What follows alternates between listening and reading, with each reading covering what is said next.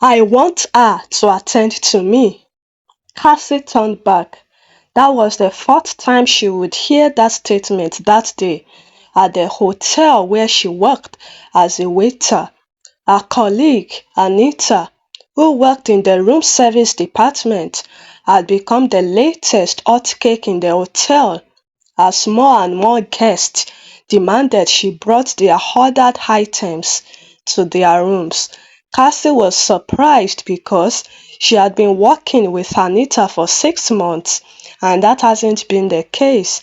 The sudden interest in her by customers was appalling. In the middle of her thoughts, she noticed that Anita's face had a shiny appearance. What was that shiny thing on her face? Just before she could place her finger on what it was, her manager screamed out at her. What are you doing, staring over there? Is that what you were paid to do here?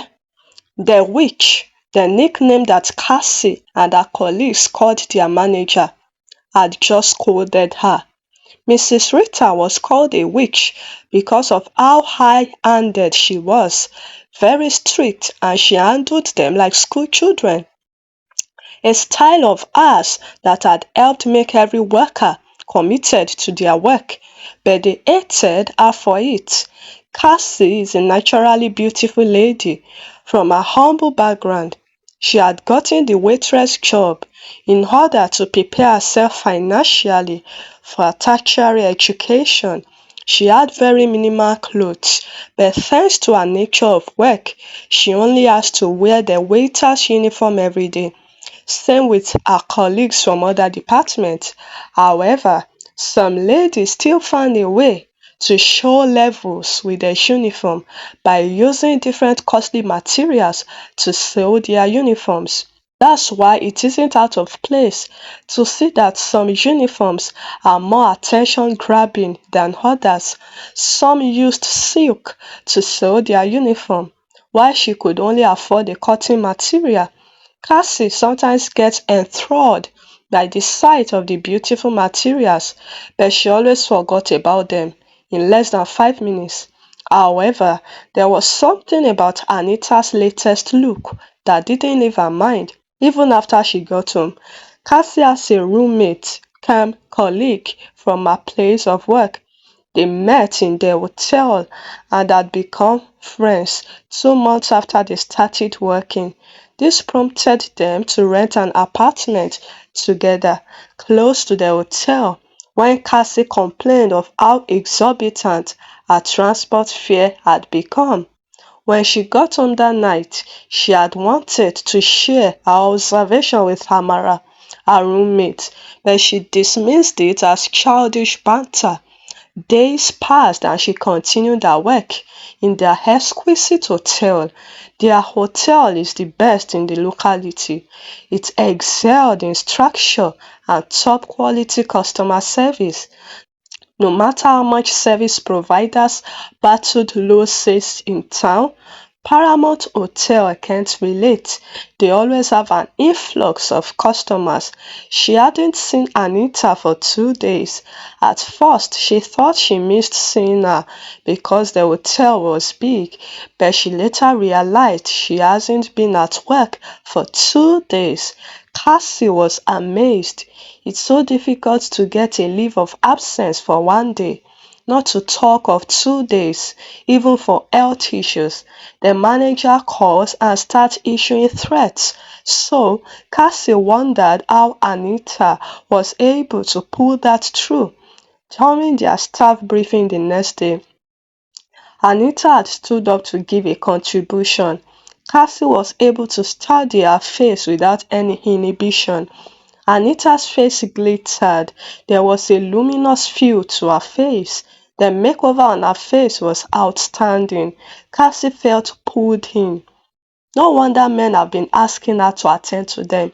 Even I, as a lady, am smitten, she whispered. She turned to her friend to register her observation. She noticed that her friend too was lost. Her eyes were fixed on Anita as she continued talking. She looked at other people in the room, and Anita had that same effect on them. They were all staring at her helplessly. Later, during her leisure at home, she raised the matter with Amara, asking her for information on the kind of powder that was on Anita's face. Not that I am sure, but it should be the rose appeal powder. I heard it is the latest in town, but it is quite pricey, said Amara. Curious, Anita asked how much it was. Let me check, said Amara, who asked Google. 100,000 naira, she declared. Cassie opened her mouth agape. That's my 2 months' salary, she screamed. Before uncle, replied Amara. But where did that girl get that kind of money? Amara asked. Since that day, Cassie had become very interested in Anita. She ensured she walked in the same lane she walked, spent her lunch break where she spent hours, and sat close to wherever she sat. Every day, Anita's face shone like a mirror. She became the most talked about employee in the hotel. Cassie would pretend to be eating her lunch while stealing glances at Anita when she was also eating. She also noticed that Anita was able to use the types of hair she hasn't been using. Her hair collection ranged from curly to straight, black to colored, short to long, but the most striking of her entire outlook for Cassie was her facial look. She would find herself staring helplessly at Anita in such an embarrassing way. Anita had caught her being stared on many times. Later that evening, Amara challenged her. Why were you embarrassing yourself, following Anita up and down and staring at her? She asked. Oh, you saw that? How did you know? Cassie asked. I was going about my duty and I caught you staring at her for more than 2 minutes. I was calling you, but you were too engrossed to hear me, Amara said. Cassie smiled and said something to get let off the hook. 2 months later, Cassie had become smitten. She had started saving money for her whole makeup collection, and she didn't want to look like anyone else except Anita. She had made attempts to be Anita's friend, but Anita wasn't a friendly person. She doesn't even have friends in the hotel, but recently she has more of honor from her colleagues than proposed friendship. Her fellow ladies greeted her more and admired her. Even the manager is now in her palm, as she has given Anita a lot of leave of absence in the past 2 months. Anita continued to be the sought-after room service agent in the hotel. People thought she even slept with the men there, but it hasn't been proven, as she leaves the rooms few minutes after she enters. Cassie's 100,000 naira was complete, and she went ahead to buy what she thought was the correct makeup kit that Anita was using. Happily, she went home, grabbed a mirror, and applied the makeup carefully and step by step onto her face. When she was done, her joy dropped. She looked beautiful, but it still wasn't anything close to Anita's own. She felt sad. She thought deeply on what could be the issue. Suddenly, she stood up, grabbed the makeup product, found Anita's picture on a group page, and took it to a makeup artist. Make me look like her, she said. The makeup artist studied the image and afterwards set to work. When she was done, Cassie looked so beautiful, but she still didn't look anything like Anita. This got Cassie angry. Madam, I told you to make me look like her.